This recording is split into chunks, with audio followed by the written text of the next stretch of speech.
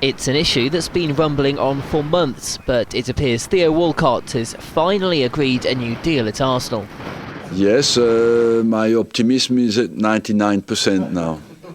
The 23-year-old has just a few months remaining on his current deal and was holding out for a reported £100,000 a week to remain at the Emirates Stadium. But now it seems Walcott and the club have come to an agreement to keep the Gunners' top scorer this season in North London. It is like that with the experience I have in negotiations. When things last too long, it's never a good sign. And in that case, it took us some time to get where we want to get. And it's still not finalised, but hopefully it will be done. With Walcott's new deal seemingly sorted, Wenger can now concentrate on bringing some new faces to the club. He's been linked with moves for a number of forwards, including Wilfried Zaha of Crystal Palace and Napoli's Edinson Cavani. But don't expect the Frenchman to rush into any deals.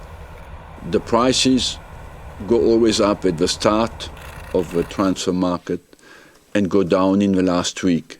Sometimes as well, you're right, they go up in the last week, but it depends. Most of the time they go down in the last week.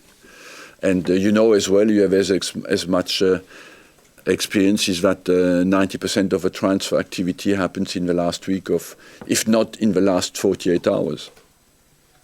So, although there's some good news for Arsenal fans with Walcott's deal all but confirmed, it appears they may have to wait to see if there'll be any new signings to join him. But it has become tighter because maybe because of the television money, the smaller clubs in England can buy everywhere in Europe. Apart from the 2 or 3 big clubs, every English club can buy any league the best players now. And that has produced an effect that for the top teams in England, it has become much more difficult. Because the smaller clubs can buy the best players in the other leagues.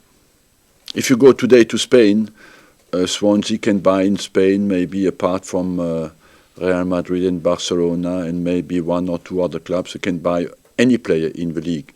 In Italy and as well, in France as well. Look at the moment, QPR is buying the best players in France. So that means when you play against them, it's much more difficult.